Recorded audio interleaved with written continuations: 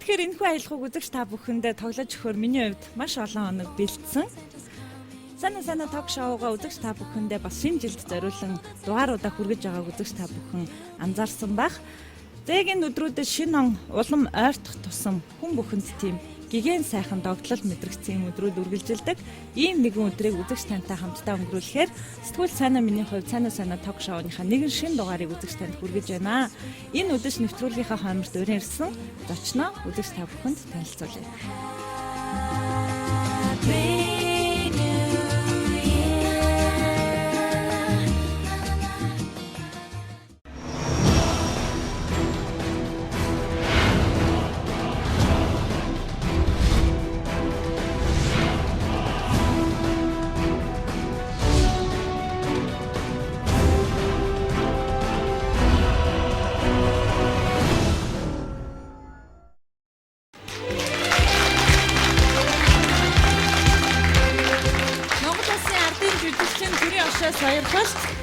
Урлаг судлалын ухааны доктор профессор Жанцан Норов өнөөдөр миний урилгаар хүрэлцэн ирлээ.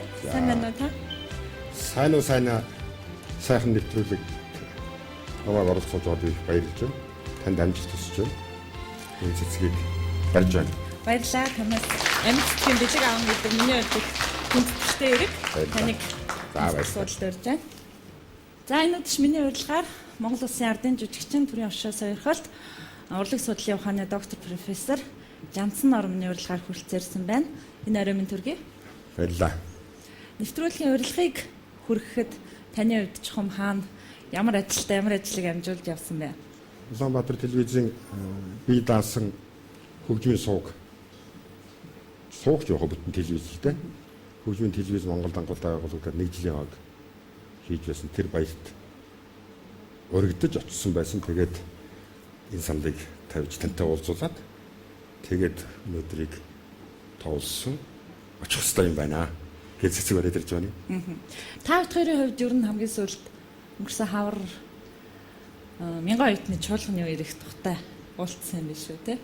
Тийм баха те.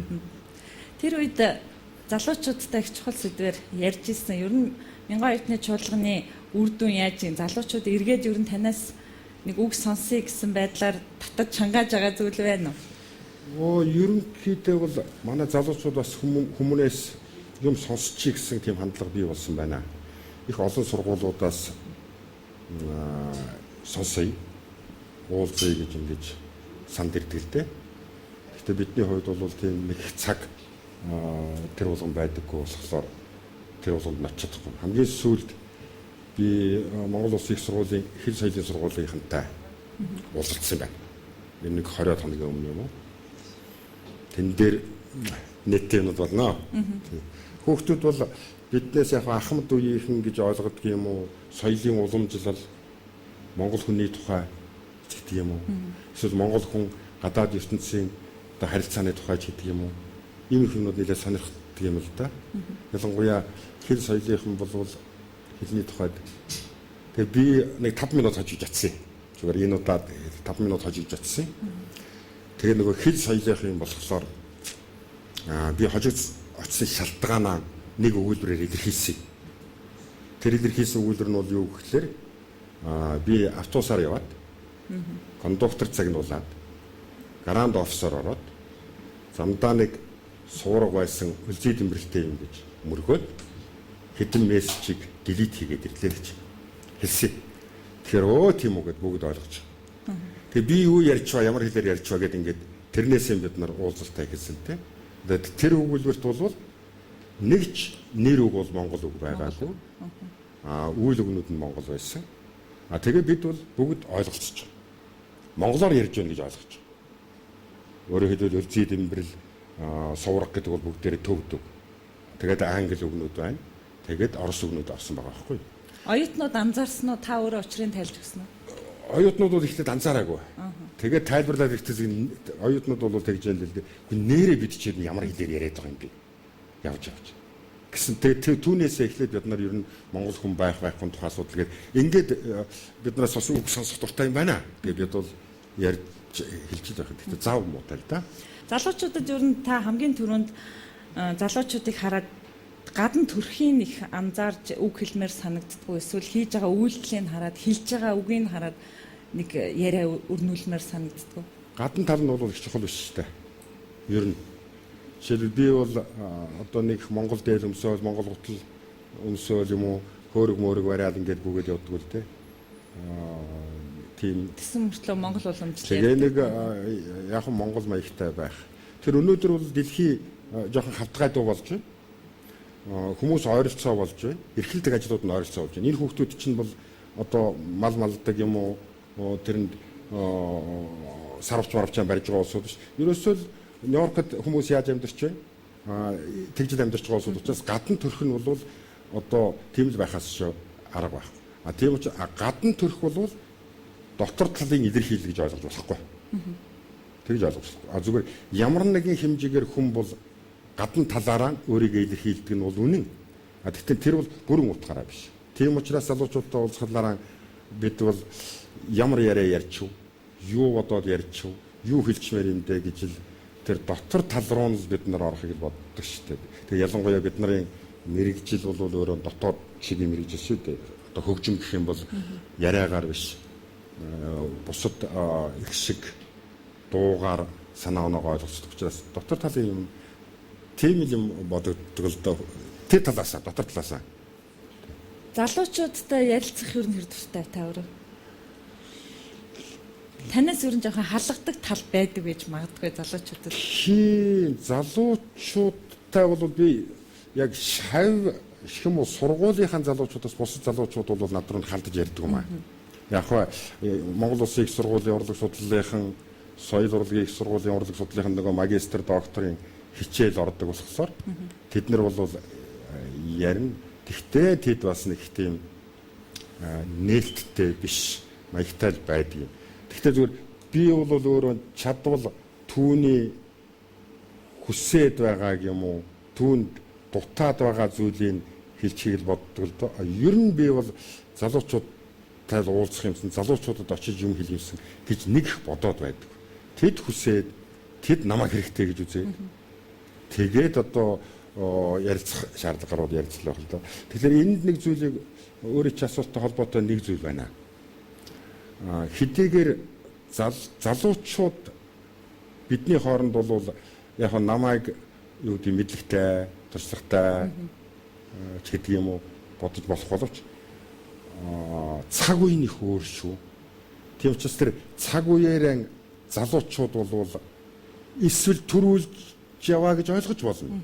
Тэгвэл өмнө яваагаа дандаа төрүүлж явна гэж ойлгож болохгүй шүү дээ. Бас өмнө яваагаа дандаа төрүүлж явна гэж ойлгож болохгүй. Тийм учраас бүр ардч байгаа байж магадгүй. Хэрвээ өмнө яваа бол залуучуудад би юм хэлхээсээ илүүтэй бас залуучуудаа сонсох шаардлага байгаа байхгүй юу? Тэгжээ жоохон тийм сэлбэлт бий болно шүү дээ. Тийм асуудал. Сая монголчууд үндэсний бахархлын өдрийг их өргөн дэлгэр тэмдэглэсэн. Тэгээд өнөөдрийг хүртэл их өргөн дэлгэр тэмдэглэж ирсэн улс тунхагласны баяраа зарим ч одоо бараг мартаж өнгөрөөлөлтэй. Энэ дээр ер нь таны бодол юм. Яах вэ? Энэ бол ямар нэгэн ардчилсан нам, ардын намын үзэл санаа гэхээсээ илүүтэй 100-ны үзэл санаа гэж би ойлгож байгаа шүү. 100-ны, 90-100-ны үзэл санаа байгаа гэж магадгүй. 100 яг зүгээр тодорхой яг 1900 2000 он гэж тасардаг гэдэг утгаараа биш. Ер нь 100 бол өөрийн нүүр царай байх шиг. Өөрийн нүүр царай байх шиг. Тэгэхээр өнгөрсөн 100 болвол өөрөөр хэлбэл нийт дэлхий даяараа том хөдөлгөөнд ороод тэр хөдөлгөөнүүд нь нэгдсэн том тогтолцоонуудыг бий болгосон байна. Одоо бидний хуучин ойлголтоор бол капиталист систем ч гэдэг юм уу, социалист систем ч гэдэг юм уу, ийм тогтолцоонуудад хүмүүс орж байсан учраас тэр тогтолцооны сэтгэлгээ нь бол их хүчтэй.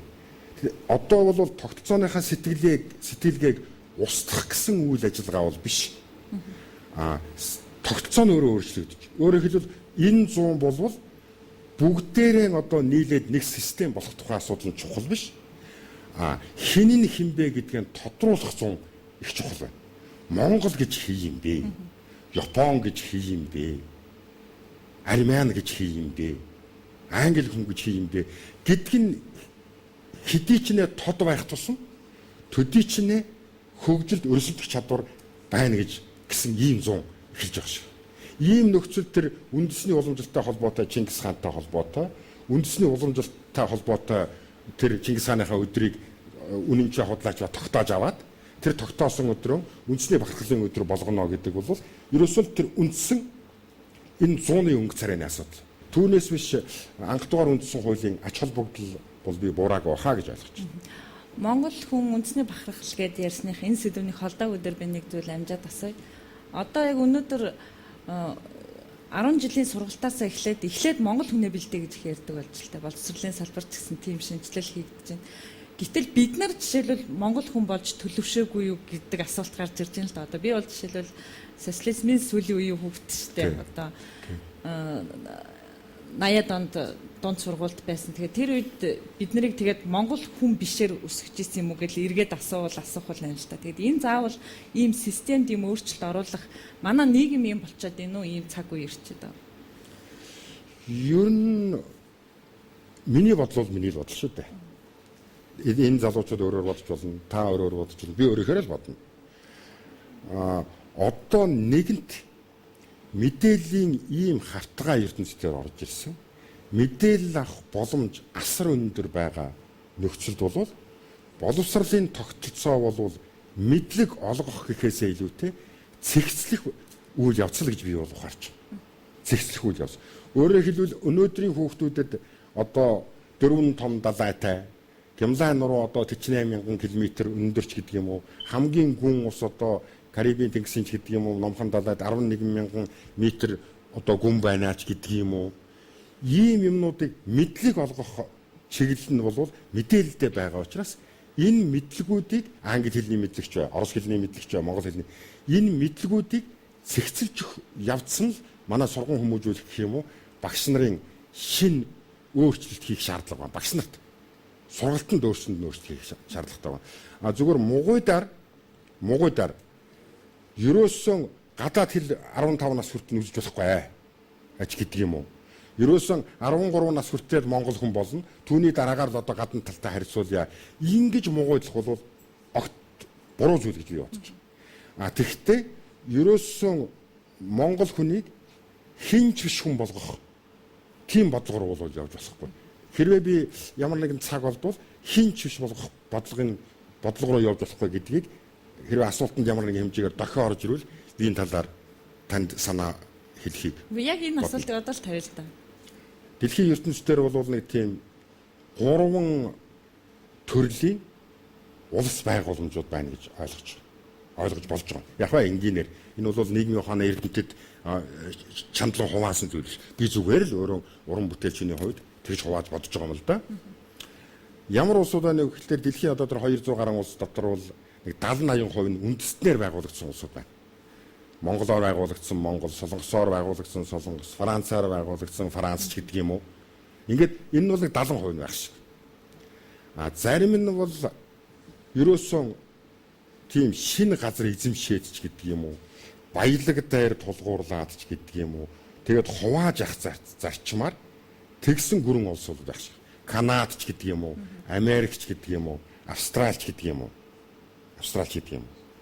Эсвэл тийм геополитикийн гэхүү хүчээр гэхэд жоохон эвгүйч үгэж магадгүй.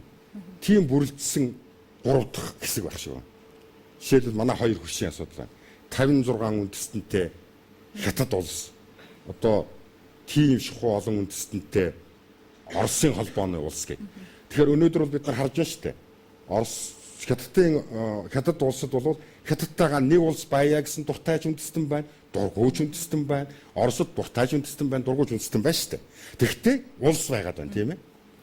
Тэгэхээр энд бол ямар асуудал байна вэ гэхдээ зэрэг жишээлбэл Америк, Канад гэхэд бол ямар үндэстэн байх нь бол тэр улсын үндсэн асуудал баг биш юм шиг надад тэгж ойлгож байгаа байхгүй.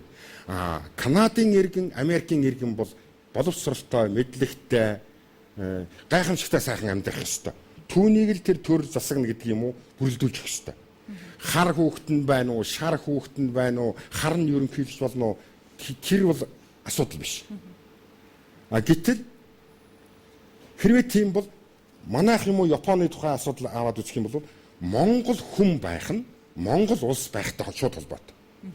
Япон хүн байх нь Япон улс байхтай шууд холбоотой байгаа учраас ийм эдгээр үнэт зүйл нь бол өөр байгаа учраас тэдгээрийн үнэт зүйлийг эдгээрийн үнэт зүйлтэй яг ижил төвшөнд тавьж үндэснийг бүдүүрүүлэх юм руу бол явж болохгүй. Тийм учраас бид нар гадны соёлыг, гадны мэдээллийг, гадны одоо түүхийг, уламжлалыг, өнөөдрийн нөхцөлийг авчир тавихтаа тэр суурьан зүг бодож байхгүй бол ерөөсөө зүгээр л өрсөлдөл хүн байвал болно гэдэг юм бол тэр Монгол үндэсний тухайн асуудал бол үндэсний тухайн асуудал хүндрвэл улсын тухайн асуудал хүндрэх тийм байдалтай байгаа учраас би тэр бүдгэрүүлэх бүх юмыг сурах гэдэгтэй бол ийм болгоомжтой хандах ёстой юм байна гэж би ухаарад байгаа шүү дээ. Тэр энэ би бурууч хэлж байгаа бас болно. Эхлээ Монгол хүнийг бий болгох гэж ярьж байгаа. Зааж байгаа хичээлүүд нэг сонирн байна л да. Нөгөө л өв соёл, зан заншил байна. Тэгэхээр өв соёл, зан заншил одоо нөгөө Монгол гэрийн Монгол ахуйг сурснараа л Монгол хүн байчих юм уу? Яах юм? Тэрийг л тий. Одоо тэгэхээр Монголын хувьд бол зүгээр миний бас л бодож байгаагаар бол нэг тийм юу гэмдэ саармаг үе дээр л байх шиг байна. Яг нийгмийн байгууламжийн төвшөнд. Гэтэл бид нар ярихдаа бол нүүдлийн соёлт одоо соёлтой ийм хүмүүс нүүдлийн соёлын дэлхий дээр хамгийн хүчтэй хадгалсан ийм улс ингэх ёстой гэд байдаг. Ерөөсөө 20% юм уу 25% нөгөөх нүүдлийн соёлоо эрхэлж байгаа байхгүй юу? Гэтэл яг Улаанбаатар хотод байгаа энэ хүн амын тал хувь нь яг хот гэдэг ойлголтын хүмүүс мөн үгүй юу гэхтэй зэрэг хотч биш хөдөөж биш хоёрын хооронд болж байгаа байхгүй юу? Тэгэхээр тэр хотцсон Улаанбаатарыг хэрвээ цаашдаа ярих юм бол хотцсон хүний иргэний тухайн асуудал хөдөöг бол жинхэнэ одоо уламжлалыг тээгчдийн тухайн асуудал гарч иж. Тэгэхээр зөвхөн манайд ийм ярьдаг л да. Ер нь инээдтэй байж болно. Хот хөдөөгийн сургалтуудыг бол одоо яг ижил болгоно. Жишээлбэл юу гэдэг юм?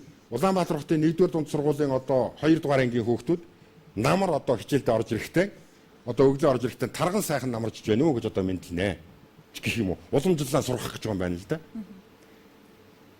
Тэгээд одоо Улаанбаатар хотод бол тэгж мэдлэх юм байна л да. Цөмөрөө годомжинд тааралда тарган сайхан намарч байна уу гэж одоо ингэх юм байна. Тэр чинь нүүдлийн соёлын гол одоо мэдчилгээний хэсэг шүү дээ. Тэгэхээр би бол дотор бодож байгаа байхгүй. За би дуурийн театр дээр ороод балетын ангийнханд ороод тарган сайхан одоо намарч байна уу гэвэл нөгөө хүүхнүүд чинь одоо намайг та одоо яах гээд байгаа юм. Харин нэг л асуусан. Бид нар ч таргалж болохгүй сууж үүдэг. Асуудал тийм болно шүү дээ. Тэгэхээр альва хэв шинжид тэр уламжлалыг тэр зохих доозоор нь байлгаж байх тэр хэмжээг л барих хэрэгтэй юм шиг. Тэгэхгүй бол хотын ч соёлгүй, хөдөөний ч соёлгүй тэгэл нэлэнхүйд нь уламжлалаа барина Монгол хүнийг төлөвшүүлнэ гээл ийм юм руу яваад байх юм бол болохгүй шүү. Гэхдээ ямар нэгэн зүйлийг хүмүүсээс шаардхаасаа илүүтэй яг ямар нөхцөлд орж ирчихв гэдгэн ухаарч түүнд цэгцтэй бодлого явуулах гэж ярьдаг юм л да.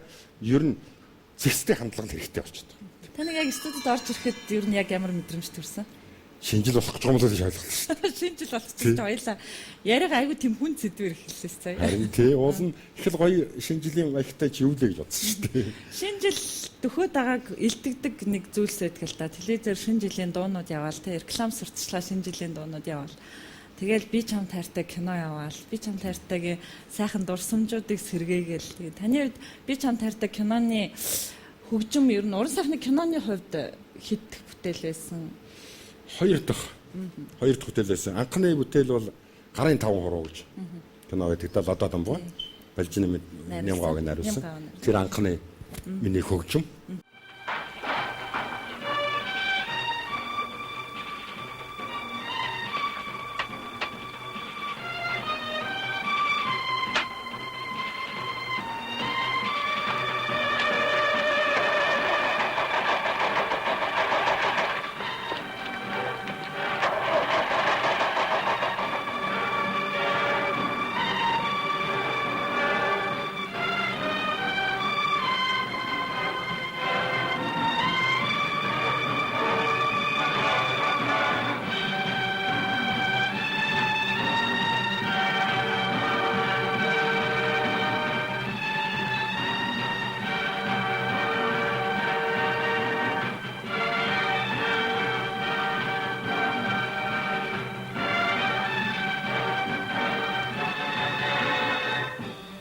Тэгээд би чамд хайртай. Би чамд хайртай киноны анхны харин дуу гайхамшигтай тэр хийлийн аяз бас их гайхамшигтай. Бүр би ч 73 онд урлагийн хөгжмийн их сургуульд явсан хүн шүү дээ. Тэгээд анхныхаа хичээл дээр багшаас авсан даалгавар дээр яг тэр хийлийн аялгауны чинь тэр ихний хэсгийг би багштан нотлоод энэ аяар багшаа юм хийж болох уу гэж очсон ая байгаа юм. Тэгээ багш бол хийлийн ая хийгээд их аятайхан болох юм байна гэд. Тэгээд хийлийн ая хийх тийм санаа төрж ирсэн. Тэр ая л да.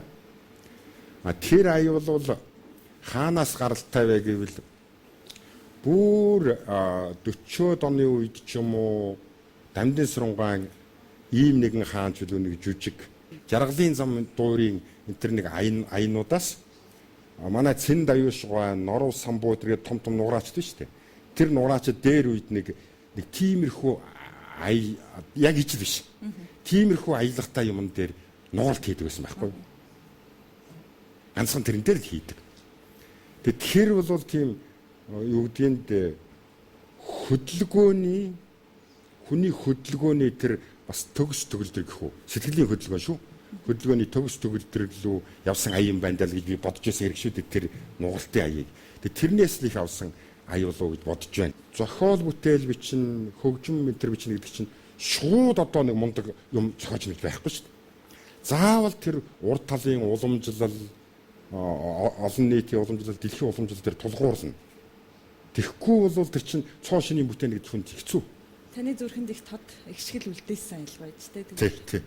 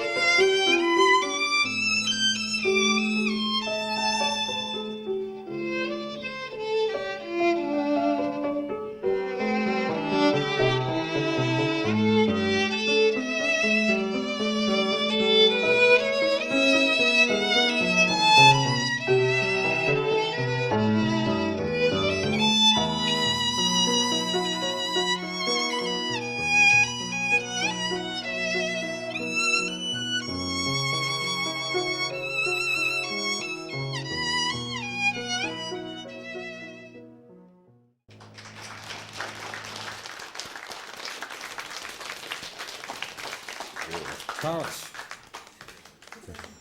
Тэтэл. Баярхуу. Ямар хөөрхөн тоо. За баярлалаа. Ямар хөөрхөн. Энэ одоо хөгжмийн их сургууль очоод нэгдүгээр одоо курс гэж яддаг дамжаанд байхтаа одоо бичсэн хөгжмийн хуулиурны эндээ яг бичсэн. 74 он залуучуудаа. Та нар хаана байсан бэ? Хаач байгаагүй юу? Хаач байгааг. За энэ сайхан бэлэг байна да. Сайн аа. Миний хамгийн анхны сонгодог Европын хөгжмөнд бичсэн бүтээл гэсэн үг шүү дээ. Тэгээ тэрнээсээ тэр би чамд хайртай тэр энэ удаан тэр дэлгэрийн ая болгож авсан. Хүн хүнд нэг тийм сонсдог хөгжим өөр байдаг л да. Тэ зарим хүмүүс pop хөгжим сонсож байна. Зарим нь бол одоо рок дотроо нөгөө hard rock, metal rock гэл хүнд тэгэл сонгодог хөгжим гэл янз янзын бүтээлүүдийг сонсдог. Тэгээд тэр сонголтууд тухайн хүний нөгөө хөгжмийн боловсралтай холбоотой байна уу? Эсвэл мэдрэмж гэж байдаг юм уу? Тэр ер нь яг чухам юу байдаг юм бол хөгжмийн сонголт гэдэг нь? Сэтгэлтэй л бол сонсно хүн. Тэгээ сэтгэл гарах хэрэгтэй. Сэтгэл гэж юу юм бэ гэдэг асуудал. Манай найдан дээр нөгөө танаа нөгөө тэрүүгээр сэтгэл гэдэг чинь май шүү дээ. Эрхтэн байдгийн өвддгийг гэж яриад байдаг. Тэгэхээр сэтгэл хөдлөн гэдэг бол аливаа хүний юу гэдэг нь төгс тайван байдлыг өөрчилж мэдрэмжинд нь өөрчлөлт оруулна л гэсэн. Тэгэхээр ухаандаа минутанд юу гэдэг нь 60 судсан цогтөг бол тэр судсны мэдрэмжид нь ханамд нь бор тарих харан дамжиж өөрчлөлт очно л гэсэн. Тэгэхээр тэр хүн сэтгэл нь хөдлөнө гэсэн. Тэр хөдлөж байгаа байхгүй хүн хэдийгээр ингэ дэвхцэхгүй ч гэсэн аливаа нэгэн дуу очих, яруу найрыг сонсох. Эсвэл аимшигтай одоо авиа сонсоход бол тэр нөгөө хүний яг байнгын зүйлд нь өөрчлөлт орж бор тарих руу очоод тэгээд уйрдаг бол уйрдаг, уйлдаг бол уйлдаг, ууралдаг бол ууралдаг руу очих байхгүй сэрлэр дамжаад. Тэгэхээр хүн болгон хөгжим сонсох боломжтой. Чадвартай. Гагцгүй өөрөө түүнийг түүндээ өгч чадах чадвараа л илэрхийлэх ёстой. Зөв хүмүүсийн төвчээртэй амьдралд ханддаг хандлагатай холбоотойгоор дуур үзэх үү, балет үзэх үү, рок сонсох уу, поп сонсох уу, зохиолын дуу сонсох уу гэдэг нь тэр хүмүүсийн нөгөө одоо зэн дата холбоо, сэтгэлгээний зэн дата холбоотой. Хувцсноор зүүсэн цаг төр өвчтэй биш. Ерөнхийдөө өөрөө нийгэмд би ер нь тэр зэрэг хүн гэдгийг бодож чадаагүй хүмүүс нь бол том юм руу бол явахгүй гэсэн үг байхгүй юу? Яг явж. Сонгодог хөгжим сонсдгоо гэвэл одоо сэтгэлгээний зэндаа их доогуур байна гэсэн үг. Шууд тэгж хатуу хэлж болох уу? Хүнд 5 мэдрэх байна. За 5 мэдрэх 5-аа өөрсөндөө ягаад гэвэл толгой бол нэг хүний нэг л газар боловсруулж. 5 мэдрэхүүгээр нь мэдрэхүйдээ 5 таашаалыг авчихна. 5 таашаалыг авчихна. Жишээлбэл нүдээр бол дүрсний таашаалыг авчихна. Дүрслэх урлаг. Нүдээр хилээрч авч чадахгүй, чихээрч авч чадахгүй, хамраарч авч чадахгүй.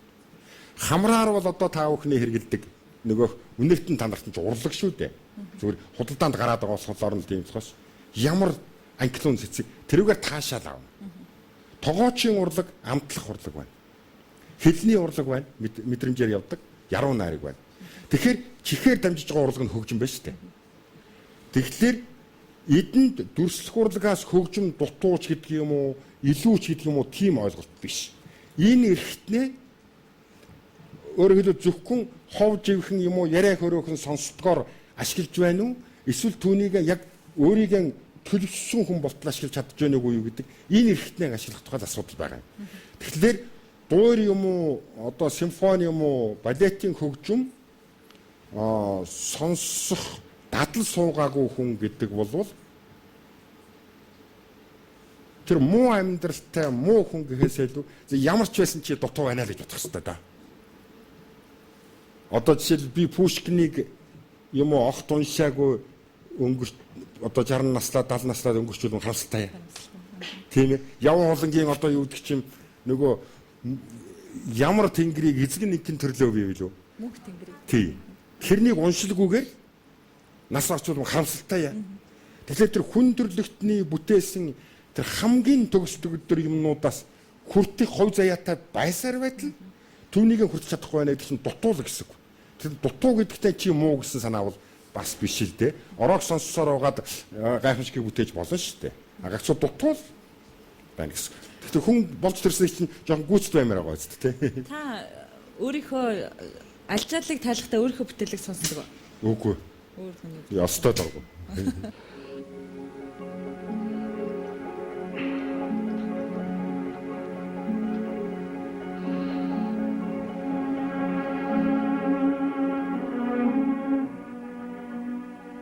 Мантхай.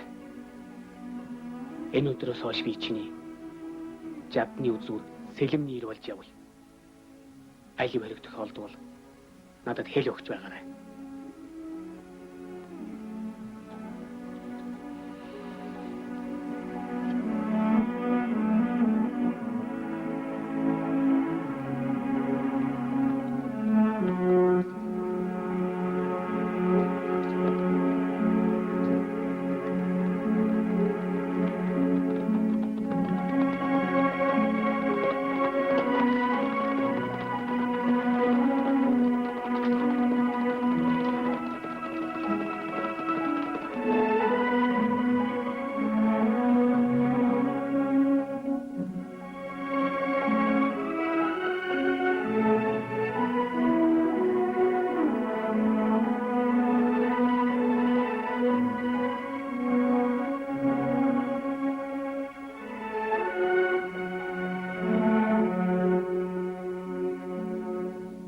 Тэрийн нэвтрүүлэгт радио телевизэн дээд сургуулийн оюутан залуучууд хүрэлцэн ирсэн байгаа. Залуучуудаа баярлалаа. Баярлалаа. Ирээдүйн уран бүтээлч. Ирээдүйн уран бүтээлч. Сайн байна уу? Соёл урлагийн их сургуулийн бүрэлдэхүүн радио телевизийн сургуулийн сэтгүүлчийн ангийн оюутан байна. Тэгээд та өөрийнхөө хувьд хэн бэ?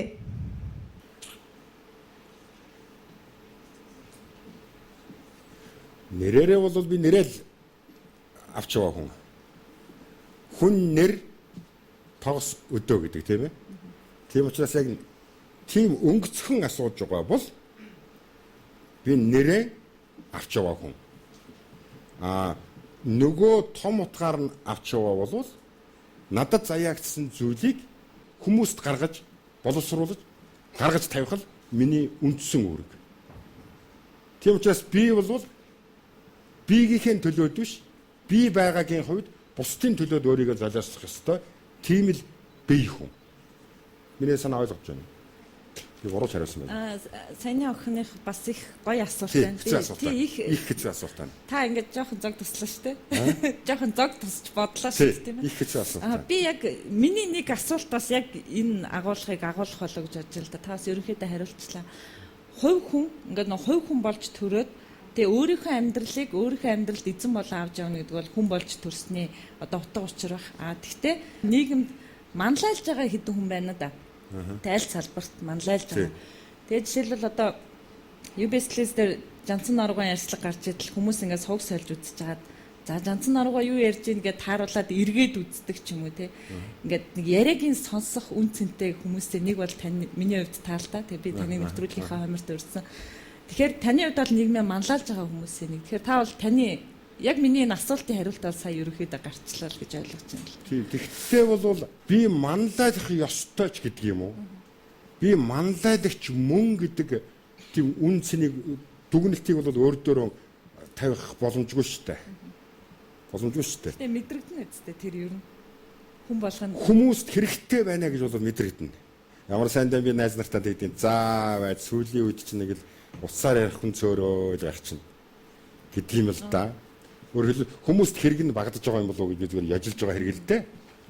Тэр хүмүүст хэрэгтэй байна гэдэг бол ямар нэгэн хэмжээгээр намайг илүү өөрийгөө дайчилж дайчлах гэдэг нь зогч нэг үү. Илүү өөрөөсөө юм шавхан гаргахад дандаа тулгаж байдаг шаардлагууд л да. Хүмүүст хэрэгтэй байх нь. Хүмүүст хэрэггүй мэт ойлгодвол одоо би юугаа хийх вэ? Тийм учраас альва хүн бол өөрөө биш. Бусдын дунд байж бусд нь түүнийг одоо шаардах гэхээсээ илүүтэй түүнд өөрийгөө илэрхийлэхэд нь дэм өгж явах ёстой юм шиг байна лээ. Тэгээ та орон бүтээлд өрснөхийн дараа одоо өөрөөрөө бахарах сэтгэл ч юм уу яг ямар сэтгэл төрдөг вэ танд өөр чинь? Аз жаргалын тухай ярьж байна. Аз жаргалын тухай. Уран бүтээлч яаж жаргалын тухай тий. Би бол ингэж ухаардаг хүн шүү. Ерөөсөө аз жаргал гэж бол дэлхийн ертөнцийн байдаг юм байна гэж. Тэгээ яг аз жаргалыг би яг юу вэ гэхдээ зэрэг олддог байхгүй юу? Яг юу вэ гэж. Сайхан хууш өр идэх юм уу? Одоо юу вэ? Аз жаргал. Эсвэл одоо элсэн дээр дэше хараад одоо ингээд номхон далайн тэнд хавайн арал дээр одоо ингэ хийх юм уу? Тэр аз жаргал юм уу? Тэр аз тэгээд жаргал шүү дээ. Тэгэхээр би бол тэр аз жаргал гэдэг үгийг л та асууж байна. Өөрөөр хэлбэл би аз жаргалыг юу гэж ойлгодог вэ гэвэл альва нэгэн юм өөрт чинь тулах. Эсвэл альва нэгэн юмыг та хүсэх, тулсан юмаа давах, хүссэн юмдаа хүрч байгаа яг тэр агшин аз жаргал. Тэр бүхтийг сайхан давж байгаа болгоно нь л өөрөө аз жаргал. Тийм учраас уран бүтээл туурвих гэж махан идэх, туурваа сонсцоход за болцсон болоо да гэж бодож байгаа тэр мөч бол та аз жаргалын тухай асууж байна надаас. Аз жаргалын тухай асууж.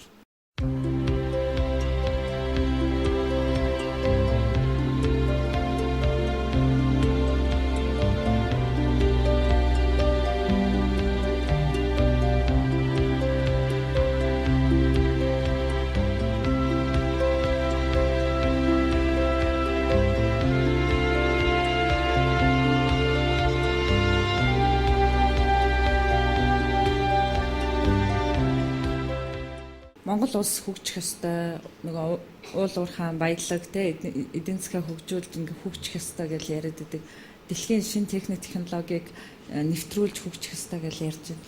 Гэсэн чинь таны нөгөө талын ярьдаг те үндэсний одоо уламжлал, түүх, соёл энэ бүх зүйлийг авч үлдэх ёстой юмаа гэд ярьж байна. Тэгэхээр хөгжлийн буруу бодлого явуулаад тэрийг нөгөө устгах аюултай гэж ярьдаг шүү дээ. Энэ дээр таны бодол өгдөг.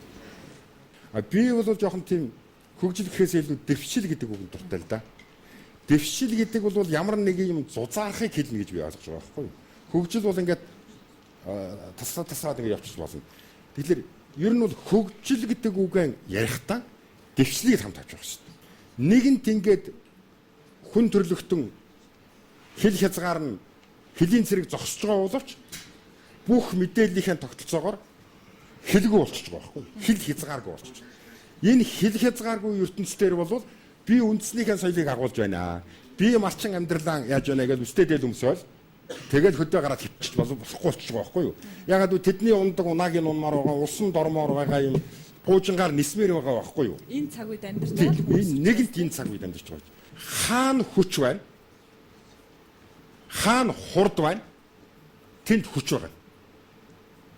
Хаана хүч байна? Түүнд дагуулал юм уу? Одоо хуучнаар бол байлдан дагуулал. Тэгэхээр 13 дугаар зуунд бол хурд монголчуудын гарт байсан. Дэлхий дээр монголчуудын гарт байсан. Тэр хурдан сум, тэр хурдан морь, тэр 80 кг-ын одоо жинтэй хөө хуягтай одоо Европын цэрэгтэй тэр хурдтай морин цэрэг байлдна гэдэг бол одоо өнөөдрийн төв алгасч байгаа буужингаар байлж байгаа шиг болж байгаа байхгүй юу? Арчаал өнгөрнө. Тэгэхээр 13 дугаар зууны Ирак, Иран гэдэг юм уу одоо энэ улсуудын одоогийн хөгжим соёлын ингээд уламжлалт соёлын сонсоод авах зэрэг Монголын хөгжмийн, эртний хөгжмийн уламжлал бол тэнд шингэсэн байна. Одоо тэр үндсэнд байж байгаа. Тэгэхээр монголчууд асар их хүчтэйгээр нөлөөлж байсан байна. Өөрөөр хэлбэл дагуулж чадчихсан байна. Тэгэхээр би магадгүй ингэж бодож байгаа байхгүй юу? Монгол хүний дуулж байсан дуу сайхан санагдаж байсан. Монгол эмэгтэй хүн хамгийн гоё харагдаж байсан. Яг гэвэл тэнд хүч байгаа учраас. Тэгэхээр одоо 21-р зуунаар очихтай зэрэг тэнд хүч байгаа байхгүй юу? Энд биш тэнд. Тэгэхээр энийг бол мөнхийн зүйл гэж үздэг байхгүй. Хэрвээ хүч 21-р зуунд хятадд ороод ирвэл яах вэ? 21-р зууны 50-аад он хүн болгон хятад хэл сурахыг хичээл. Хятад эмэгтэй гоё сайхан харагдаж мэднэ. Тийм учраас энэ нийгмийн талаас нь харагдаж байгаа сайхан үлгэрлэл гэдэг бол хүч хурдтай холбоотой байгаа шүү гэдгийг анхаарах ёстой. Хүн төрлөختний чадж байгаа зүйлийг бид нар чадах хэрэгтэй. Чадахын тулд Монгол хүнээрээ байж үлдэх ёстой. Монгол хүнээрээ байж үлдсэн цагт л тэдэнтэй өрсөлдөх чадвар бий болно. Хэрвээ монголоо алдвал хичнээн ч англи хэл сураад, хичнээн ч орос хэл сураад, хичнээн ч техник эзэмшээд монголоо алдвал та өрсөлдөх чадвараа үндсэндээ алдлаа гэж ойлгох хэрэгтэй. Та бүхэн бодоод үз давагдорч гэдэг юм уу, далай жаргалч гэдэг юм уу, энэ сумочдыг эднэр бол том бөхчүүдийн удам гэдэг утгаасаа бас өөр шүү дээ. Өөрөөр хэлбэл монгол хүний тэр олон мянган жил малтай ноцолдсон хөдөлгөөний одоо тэр генетик одоо тогтцоо суумаг очиж шинчилж штэ. Хөдөлгөөний хувьд бүр шинчилж штэ. Реформ хийж штэ. Тэгэхээр монгол хүн компьютерт реформ хийж чадна, спортт чадна, юунд ч энэ телевизийн одоо бүх технологид чадна. Ягаад гэвэл монгол хүний аргаар оюун логикоор. Тийм учраас тэр монгол хүний логик уламжлалыг л хадгалах тухай асуудал байвал өрсөлдөх тухай асуудал байна л гэж ойлгоно. Ийм учраас энийг нэг нөгөөгөөр үүсгэх юм уу, нөгөөдхийн нөхцөлдүүлэхэд их хэцүү асуудал байгаа юм. Таны ингэж ярьж байгаа юм нюансыг би хараад ажиглаад суулаа л да. Уран бүтээл нөгөө урлаг судлал, урлагийн тухай маш олон жил тэгээд маш олон сэтгүүлчдэд тэр сэдвээр ярьсан болохоор тэр талдаа жоохон сул ингээл нэг ингэж ярьчаад нөгөө нийгмийн шин чанартай асуултууд бол болохоор бүрстэй ингээл байна л да. Миний л хувьд мэдэрж байгаа юм. Таны хувьд юу н өөрийнхөө зүгээр нийтийн хүртэл болсон бүтээлүүдээс одоо сонгодог бүтээлүүд бол сонсож байгаа тодорхой хүрээлэл байгаа. За ерөнхийдөө та хоёрыг үзэж байгаа нийт маст одоо бүр ингээд Жанцсан орын бүтээл гэдгээрээ хүрсэн тийм бүтээлүүдээс хамгийн хайртай бүтээл нь юу вэ? Надаас л гарч байгаа өөр хүүхэд шүү дээ. Тэгэхэд одоо алинд нь хайрг байж болох вэ гэдэг асуулт надад гарч ирээд байна л да. А зүгээр ер нь энгийн сонсогчдод хамгийн энгийнээр очдог ч юм уу, тэгэх юм бол цагаан суургач гэдэг юм уу? Морин хуурын чуулгын Аялгаа тий цагаан суурах гэдэг аялгаа байдаг. Тэр ч явж очдөг юм уу? Эсвэл Мантухай хатан киноны одоо тэр Мантухай сэдв аялгууч байдаг юм уу? Тэд нар энэ төр бол дөхөө очдөг байх л да. Яг гэвэл нэлээд тийм юу гэх юм бэ? Нийтлэг аялгаас шүүж авсан гэхүү. Шүүж тунгааж авсан учраас тэнд тийм юу байж магадгүй гэж бодож байна. Түүнээс ч одоо Германд илүү дээ гэх надад хэлэх зовлонтой байна. хайрлан дуулмаар байна. Хайрлан дуулмаар байна. Тийм дуу байж болно. Хайрлан дуулмаар байж болно шүү дээ. Миний хувьд сонсох дуртай, их дуртай. Тэгээ дуу бол яг дуу бол ер нь нэгдэл одоо Дуу бүтээл мөн биз дээ. Би бүтээл гэж асуусан шүү дээ. мэрэгжлийн одоо хөгжмийн зохиолчийн хувьд бол дуу бол юу гэх юм бэ одоо өдрийн тэмдэглэл гэх үү нэг үе үеийн тусаад гарч ирдэг. Бид нар чинь нэг дуу хийж байхдаа цаагаас нөгөө нэг хөгжимд хийж байгаа юм мартчихгүй юмсан тэгээд дуугаа хийж байхдаа нөгөөцөл болоод байна шүү дээ. Тэгээд дуугаа нэг бошуухан хийж авч салгаад нөгөө төрүүгээл явж байгаа шүү дээ. А дуугаар дагнсан хөгжмийн зохиолчд бол энэ чинь асар одоо манай Бат төмөр чинь бол одоо нөгөө дорны цагаан хум юу вэ? Сар маран гайхамшигтай. Дуугаар дагнчихлаараа бол гайхамшигтай юмуд үтэх юм л да.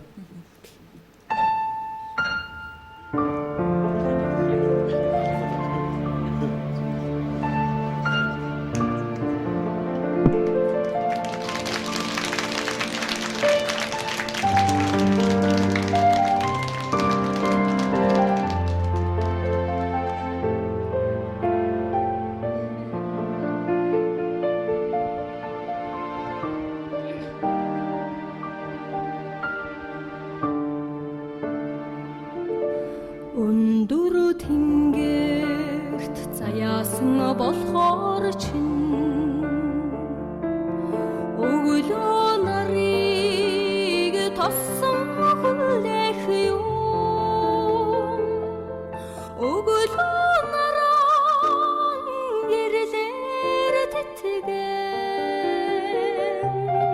өнийн холыг чамайг илгээх юм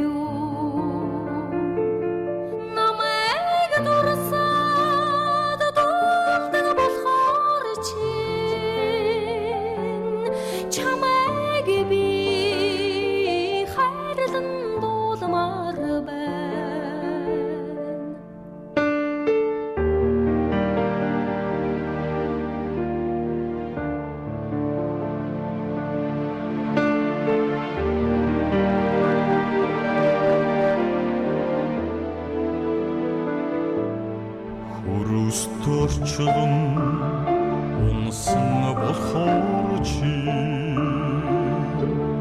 хөвлөр улсыг сарвчлан ширтэх юм хөвлөр улсын нүмөрт хургасан хөдөөх салхаар чамайг илгээх юм намайг дурсаад дурдаг болохоор чинь чамайг би хайрлан дуулмаар байна намайг дурсаад дурдаг болохоор чинь чамайг би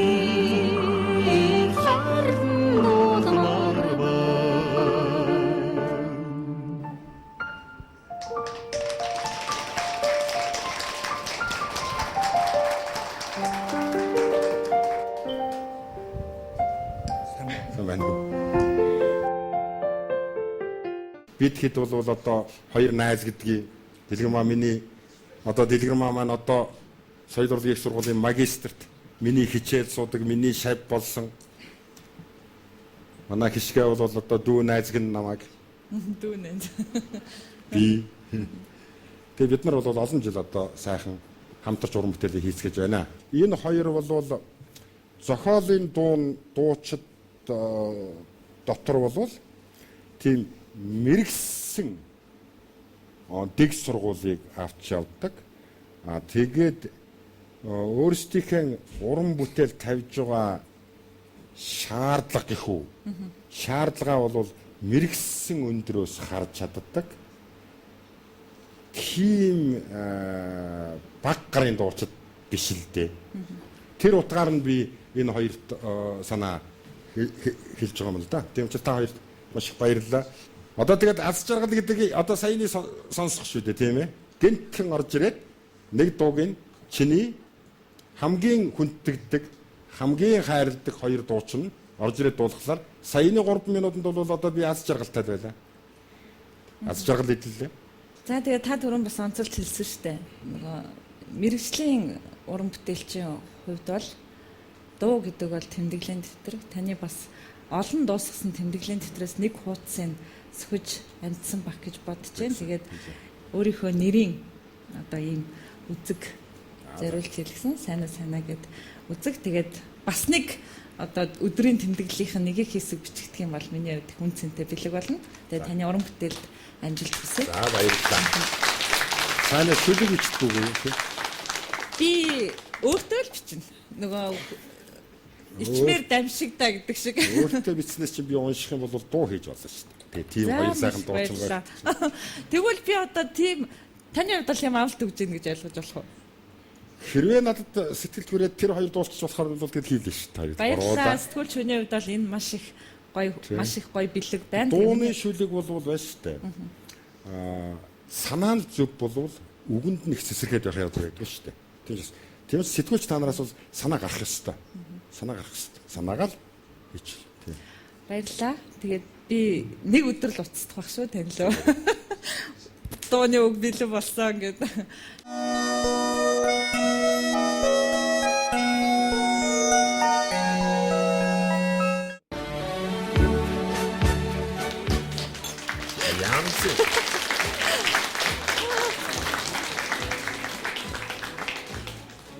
Энэ одоо нэвтрүүлгийнхаа бас сүүлийн хормыг таны хувьд одоо тун удахгүй шинэ он гарах гэж байна тийм ээ. Бас сайхан ерөөлийн үгээр өндөрлөөсэй гэж хүсэж байна. Ер нь бол Монгол газар төрсөн хүн бол нэг л удаа төрнө. Монгол газар төрсөн, монгол хүний хүүхэд бол төрсөн, монгол хүн бол төрсөн гэдэг бол их бахарх хэрэгтэй юм байна шүү. Би бас дэлхийн нэлээд хэд орноор явж үзсэн сайхан газрууд би. Тэгтээ ийм сайхан одоо дөрвөн улиралтай, ийм гайхамшигтай, ийм боломжтой, ийм эрх чөлөөтэй, ийм орон болов ер нь тун ховор шүү. Тийм учраас бид нар их азтай. Тэгээ азтайдаа дээшээ хараад хөвтөд байж болохгүй одоо хүн болгон өөрийгөө илэрхийлж, хүн болгон биеиндээ дэм болж ингэж л байхгүй болохгүй. Тийм учраас шинэ ондоон, шинэ жилдээ, ирэх жилүүддээ та бүхэнд улам их одоо амжилтыг хүсэж байна. Одоохондоо Монгол улс чинь байгаа бэрхшээлүүд бол тэр төр зургийн юмнууд.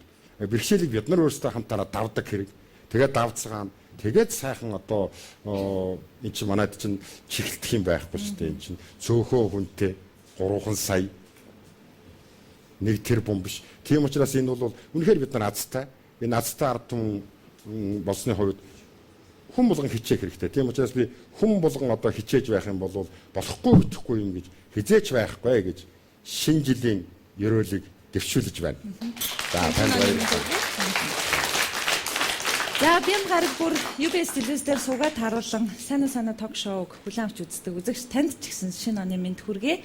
Энэ үдэш миний урилгаар Монгол Улсын ардын жүжигчин төрийн оршоо шагналт урлаг судлалын ухааны доктор профессор Жансан ор байлаа. Тэгэхээр бит хоёрын ярилцлага үзэгч танд таатай сайхан санагдсан бол энэ нэвтрүүлгийг хөтлөн хүргэж байгаа сэтгүүлч миний бас ажлын үнцэн оршноо. Үзэгч та бүхэн гэр бүлдээ халуун дулаан урамсгалд аятаа тухтай сайхан амраараа баяртай үзэгчтэй.